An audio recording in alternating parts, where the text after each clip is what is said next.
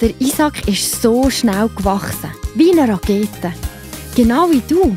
Für dich selber ist es sicher schon mega lang her, wo du noch ein Baby warst. Aber wenn ich deine Eltern fragen würde, dann würden sie sicher etwas ganz anderes sagen. Ihnen kommt es vor, als hätten sie dich erst noch gerade als Baby in den Armen gehebelt. Und jetzt säckelst du ihnen einfach davon. Genauso ist es dem Abraham und der Sarah ergangen. Sie hatten so Freude an ihrem Sohn. Der Isaac war ein lieber Bub. Er hat seine Eltern ganz fest gern und hat geholfen, wo es etwas zu helfen hat gegeben. Und er hat Gott gern gehabt, genauso wie sein Vater. Aber eines Tages hat Gott etwas ganz Spezielles zum Abraham gesagt. Ich weiss, wie sehr du deinen Sohn liebst.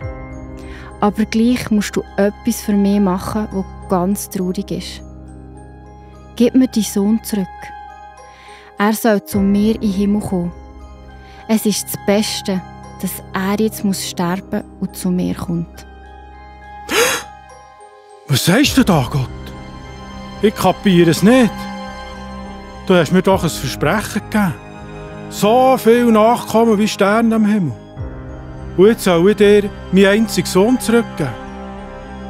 Der Abraham ist gar nicht rausgekommen. Aber etwas hat er schon früh gelernt. Er weiss, dass er Gott vertrauen kann, auch wenn er es nicht versteht. So ist er mit dem Isaac auf einen Berg gegangen.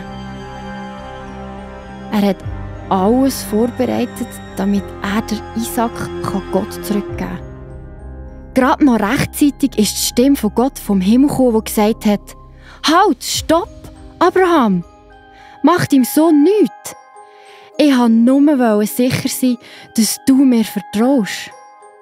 Der Isaac darf weiterleben und ich weiss jetzt wirklich, dass ich mich auf dich verlassen kann.» Oh, Isaac, wie bin ich froh, dass du weiterleben darfst. Gott ist so gut zu uns.